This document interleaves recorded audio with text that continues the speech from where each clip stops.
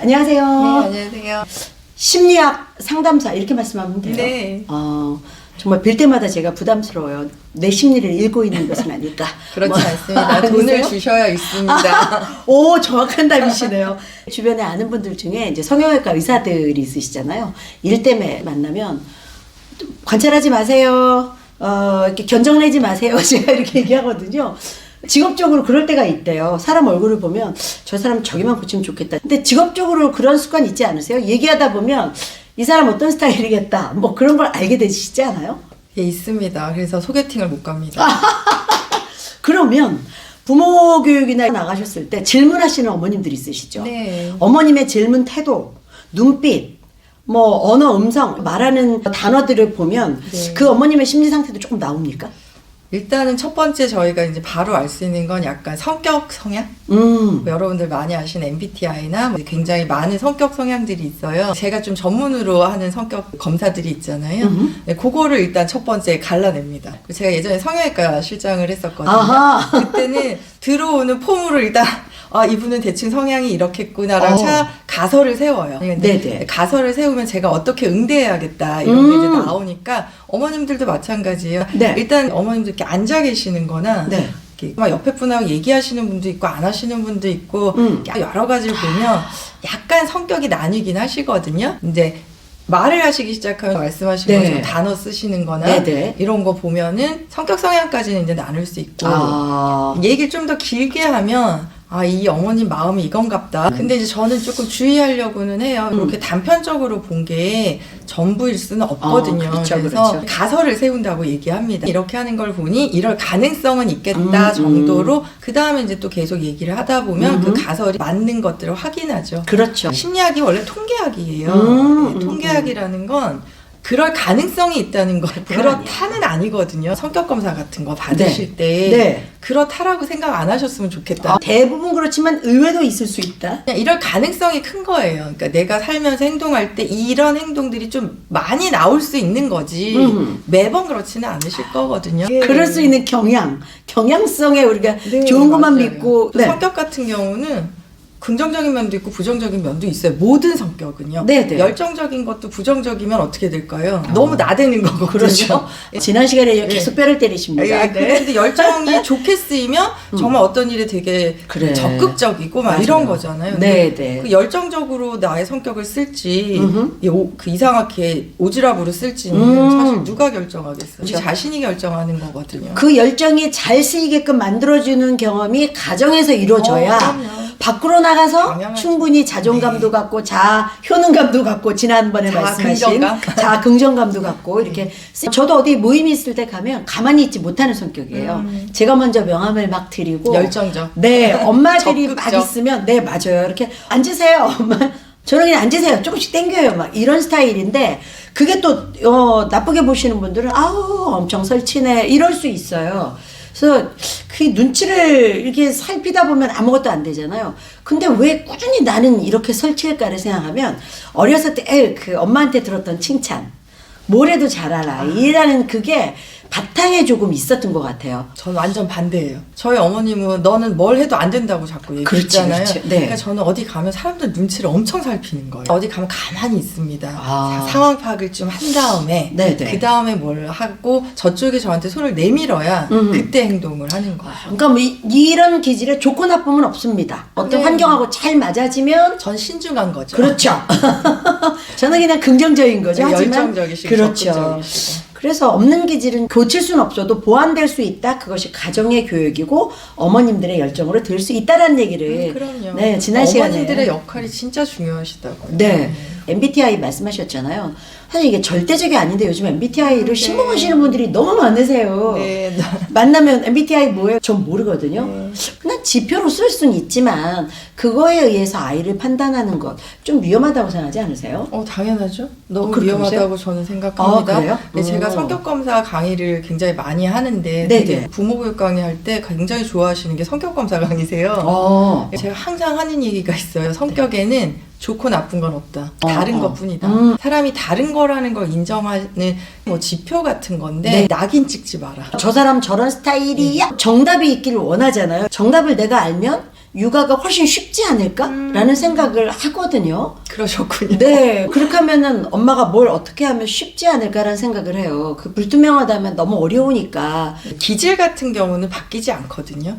내 성격은 이제 바뀌는 거죠. 근데 기질은 조절해서 쓸 수 있는 거죠. 성격은 이제 내가 부모로부터 받은 것도 있고, 네. 예, 내가 살면서 어떤 자극과 반응하는 환경에서 얻어지는 것들도 있고, 예, 여러 가지 이제 요인들이 좀 있는 네네. 거죠. 그래서 실제로 이제 정신과에서 쓰는 검사인데 PCI 검사라고 있어요. 성격이라는 것들이 기질을 커버할 수 있다는 거죠. 뭐가 됐든 변할 수 있다. 네. 예, 우리 성장할 수 있다가 이제 하나의 성격을 갖고 너무 낙인 찍는 행위는 진짜 하지 마셔야 되지 않을까. 우리 대표님도 MBTI 검사를 하시면 예, 어느 쪽으로 약간 좀 치우쳐 있으신 것 뿐이에요. 그리고 이제 MBTI 같은 경우는 4개가 어느 쪽으로 더 많이 치우쳐 있냐인데 네. 그래서 우리는 모든 성격 특성들을 조금씩은 갖고 있는데 일괄적으로 좀 많이 쓰는 것들이 있어요. 그게 이런 사람이구나를 좀 많이 인식하게 만들지만 그게 전부는 아닙니다. 결국 내 아이를 다 포기하지 못하는 이유는 그 안에 있네요. 네. 우리가 원하는 것들을 다 갖고 있어요. 네. 어느 것이 지금 많이 쓰이느냐인데 그렇다면 요 성격을 조금씩 다른 환경으로 보해서 네. 어느 것을 더 크게 내보내고 더 참게 만들어줄 수도 있다. 네.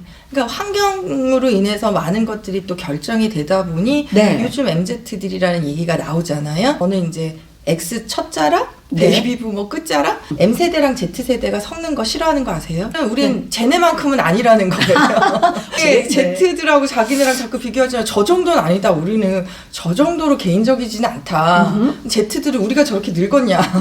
그냥 이제 MZ라는 단어 자체가 너무 사람을 갈라치게 하는 건 아닐까라고 저는 조금 우려를 해서 네. 그런 단어를 안 썼으면 좋겠는데 네. 사람들을 좀 이해하는 데 있어서 우리가 조금 또 분명한 정답. 네. 네. 이제 뭐 MZ든 알파든 뭐 잘파 세대든 젊은 축이잖아요. 네. 엄마의 세대하고를 좀 잘라서 생각을 해볼게요. 엄마는 이미 MZ 세대는 아니세요. MZ 세대 이상이시거든요. 그럼 그 나이에서 젊은 친구들을 바라볼 때 겪는 달라진 변화를 인식하셔야 되는데 우리 때하고 너무 다르죠. 개인적인 것 같아요. 네, 누군가에게는 개인적인 게 이기적으로 비치시는 거죠. 직장인들도 다 더치페이 합니다. 네네. 서울은 아예 가게가 더치페이 할 수 있는 시스템으로 해놨죠. 각자 네네. 계산하게끔요. 근데 이제 우리가 하나 생각할 게 있는 것 같아요. 그러니까 이제 어머님들이라는 입장은 저는 몇 가지로 얘기 드리고 싶은데 사실 아이들이 이렇게 지금 개인적인 성향이 크게 된 게 부모 탓이냐 100% 그렇지도 않고요. 저는 세대를 이해하는 데 있어서는 반드시 시대를 이해해야 된다고 생각해요. 시대. 그 시대의 배경. 예, 이 아이들이 자란 시대. 그럼 부모님들도 그 시대에서 아이들을 키우신 거잖아요. 부모님들이 그렇게 키우고 싶어서 키웠던 건 아니라는 거.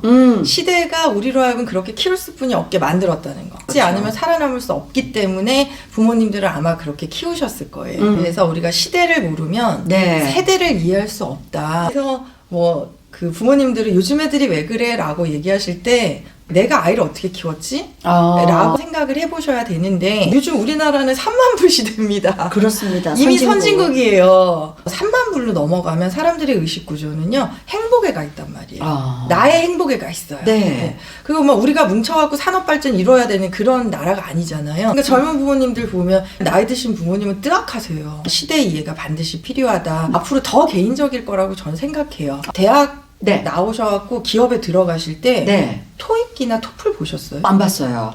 저도 안 봤거든요. 근데 우리 다음 그 밑에 세대들은 그냥 토익을 한다는 거 자체만 해도 훌륭했어요. 요즘 만점 받아도 대기업 못 들어가는 거 아세요? 요즘은 토익 같은 걸로는 대기업 못 들어가. 요즘은 다 만점이에요.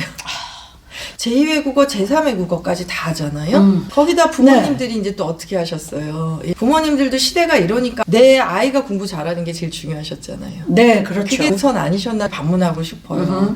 물론 이제 몇몇의 부모님들이 인성을 더 중요하게 생각하셨지만 단지 부모로서는 더 많은 기회를 만들어주고 싶다는 욕심들을 가지시게 되는 것 같고. 근데 그게 네. 시대가 너무 이제 문이 좁고 그리고 또 정보도 너무 많고 여러 가지 문제로 우리 아이 아이가 되는 게 중요하다 보니 그렇게 키우셨잖아요. 네. 그런 아이들이 나와서 그거 말고 뭘 하겠어요. 내가 제일 중요하죠. 저희 부모님들은 부모 교육이라는 게 없었습니다. 그때는 없었죠. 요즘 부모님들은 이제 부모 교육이라는 게 들어왔어요. 가장 먼저 받으신 게 감정 코칭이셨던 것 같아요. 그랬구나. 네, 엄청 그랬구나. 얘기했잖아요. 네. 감정 코칭 단계가 5단계거든요. 1단계가 아이의 감정을 알아줘라 해요. 그리고 그걸 표현해줘라. 그랬구나가 1단계예요. 네. 감정을 일단 알아준다. 그걸 네. 표현하는 게 그랬구나잖아요. 선생님한테 혼나서 속상했겠구나. 네. 이렇게 얘기를 하잖아요. 네네. 근데 원래 뒷단계가 있어요. 마지막 5단계가요. 질문을 하셔야 돼요. 질문을 해서 행동에 한계를 주셔야 돼요. 근데 여기까지 하려니까 어렵죠. 예, 그러니까 지금도 그냥 그랬구나로 끝나버리는 거예요. 그럼? 질문이 너무 어려우신 거예요. 그러니 처음에 배웠던 우리 1세대 받으셨던 분들은 감정을 알아주라는 그거 자체만도 충격적이었어요. 왜냐하면 그 전에는 감정을 부모가 막 알아주는 게 그게 중요하지 않았던 그런데 시대인 것 부모는 같아요. 그냥 야단치고 훈육하고 예. 가르치는 그리고 존재라고 그냥 생각했죠. 아는 거지. 굳이 말하지 않아도 이심전심 엄마가 그걸 이런 게 몰라? 있대. 그리고 감정 코칭의 핵심이 뭐냐면요. 이래라 저래라 하는 것보다 감정을 건드려주면 네. 자발적으로 행동한다가 핵심이었어요. 예. 어머님들이 가장 좋아하는 교육이 자기 주도 학습이에요. 본인이 알아서 했으면 좋겠어. 예. 근데 이 감정을 좀 알아주면 스스로 할 것들을 스스로 한다라는 게 이 감정 코칭의 핵심이었거든요. 네. 근데 그거는 마지막 5단계를 했을 때예요. 그걸 빼놓고 전 단계에서 앞에 기대를 단계만 했군요. 하신 거예요. 그런 마지막 단계는 네가 선생님한테 이렇게 야단을 맞아서 되게 속상했을 것 같아. 그래서 어땠어? 그래서 어떻게 행동했어? 그랬구나 한 다음에 그러면 다음에 선생님한테 야단을 안 맞기 위해서 어떻게 했어야 할까? 네. 라고 마지막이 있었어야 돼요. 실제로 기업에서도 Z들이 들어오면 자기가 너무 속상하거나 자기가 뭘 잘했을 때 리더가 네. 그 감정을 안 봐주는 게 되게 속이 상한 거예요. 사자에 대해서 원망감이 들 것 같아요. 리더분들은 뭐라고 할까요? 여기가 집이 아니잖아. 여긴 회사야. 자신의 감정이 중요하다라고 생각하는 개인주의적인 성향은 이런 배경에서 나온 게 아닐까라고 저는 가설을 세우고 있어요. 네. 저도 이제 아이들이 점점 크니까 조직에 있을 때 그 부하 직원들을 대응할 때 제가 좀 이렇게 찔리는 거예요. 우리 아이들도 똑같은 대접을 받을 텐데 어떻게 감정을 읽어줄까라는 생각이 조금 나더라고요. 한 직원이 그날 회사가 굉장히 바빴어요. 고양이가 아파서 병원을 가야 되는데 휴가를 내도 되겠습니까는 아니었고 휴가를 내겠습니다였어요. 휴가는 본인의 권리고 저 혼자 많은 생각을 했어요. 그때 제가 지금 바쁜데라고 한마디를 잘못하면 아마 그 직원은 대표님께서 고양이가 많이 아파? 라고 말해주길 바라지 않았을까? 그랬겠죠. 저는 안 키워봐서 지금 이 상황에 회사 일이 중요한데 중요하죠. 이 힘을 가질 수밖에 없는 시대적 배경을 저는 가지고 있고. 저희 시대는 저희의 권리를 그렇게 찾지 않았어요. 그렇죠. 왜냐면 저희는 3만 불 시대가 아니라 10,000불 이하의 시대거든요. 열심히 일해서 우리. 그래서 인간으로서의 권리를 외치지 않았다는 거죠. 내가 우리 가족이 먹고 살 수만 있다면 하루에 12시간을 일해도 18시간을 일해도 상관없는 시대를 살았어요. 뼈와 살을 깎아서 조직에 헌신을 했던 시대란 말이에요. 네네. 근데 지금 3만 불 시대예요. 이 친구들은 어릴 때부터 권리라는 걸 배웠다는 거예요. 아주 권리. 어린 시절부터 예. 권리를 지켜주면서 훈육하는 건 굉장히 다른 부분이라 생각하거든요. 시대는 계속 개인적인 삶을 요구하게 될 거고요. 어머님들도 우리나라 대학이라는 게 무지무지 중요하고 사실 피라미드잖아요. 내가 여기 가려면 누구 밟아야 되거든요. 대학을 들어가서 보니 실제로 이 시대가 자신들이 가져야 될 게 너무 많은 그런 시대였다는 걸 본인들이 확인합니다. 24년도 트렌드 코리아에서 나왔던 가장 안타까운 키워드가 네. 육각형 인간이었거든요. 우리 시대에는 개천에서 용나면 막 박수 쳐줬고 요즘 젊은 친구들은요 개천에서 용남 케이스 별로래요. 왜요? 육각형 인간에서 육각형이 수치적인 것들이 많아요. 키, 뭐 외모도 외모도 있고 있고. 연봉이 얼마야. 그런 거 니네 집안은 뭐야. 이런 수치적인 재단을 할 수 있는 것들이 있는데 태어날 때부터 금수저가 더 낫다는 거예요. 그러다 보니까 요즘 굉장히 유행하는 웹툰이나 드라마가 네. 자꾸 죽었다 살아나면 멋진 사람이 돼 있는 거예요. 뭔가 교통사고 나가고 딱 깼는데 완벽하게 바뀌어 있어. 그러니까 육각형 인간이 안타까운 건 여기에 우리가 선택할 수 없는 게 있다는 거예요. 내가 어느 집안에서 태어나는 건 선택할 수 없어요. 당연하죠. 내 자식은 훌륭하게 육각형으로 키우고 싶어 하나? 네. 난 그렇게 못할 거니까 애를 안 낳을 거야 하나? 이게 양극으로 가고 네. 있고 네. 더 이 사회가 살기 힘들다고 생각하니까 개인화가 되면서 애를 안 낳는 쪽으로 가는 거예요. 그러니까 사회 현상으로까지 퍼진다. 그렇다면 이제 앞으로 아이들을 어떻게 양육할 거냐에서 도대체 어디서 우리가 이걸 바꿔야지 아이들이 네. 함께 살아가는 세상을 살 것이냐라는 것들이 어른으로서 함께 고민해야 되는 부분이 아닐까라고 생각이 듭니다. 심리학의 인생 태도라는 게 있어요. 그래요? 이제 내가 나를 어떻게 생각하느냐? 그리고 내가 타인을 어떻게 생각하느냐를 인생 태도라는 검사도 있는데 내가 괜찮은 것만큼 타인도 괜찮아. 네. 타인도 권리가 있어. 타인도 사랑받을 존재야. 타인도 존중받을 존재야라는 걸 같이 인식시켜야 되지 않을까. 남의 아이 야단치기 운동. 내 눈에 다른 아이가 엄마의 기준에서 잘못된 일을 하고 있다면 맘먹고 야단칠 수 있어야 된다. 고소당하실 수 있어요. 그 얘기를 다 하더라고요. 그래서 제가 펼치지 못했는데 네, 요즘 같으면 네. 바로 고소당하실 것 그러게요. 같아요. 제가 각오하고 하면 안 되겠죠? 이렇게 해주면 고마워야 되거든요. 사회적으로 되게 필요하다고 생각했거든요. 우리 시대와 다른 지금의 신세대, 또 다른 우리가 키우고 있는 아이들, 결국은 함께 살아야 돼요. 타인을 볼 수 있는 것까지의 양육관에 관한 얘기를 나눠봤습니다. 그냥 말 한마디라도 아이에게 건네줄 때 네 거나 신경 써가 아니라 너희 반은 어땠는데? 라고 이런 작은 변화가 또 다른 변화를 만들 수 있지 않을까. 그냥 툭 던져봅니다. 인생 태도는 7세 이전에 다 잡힙니다.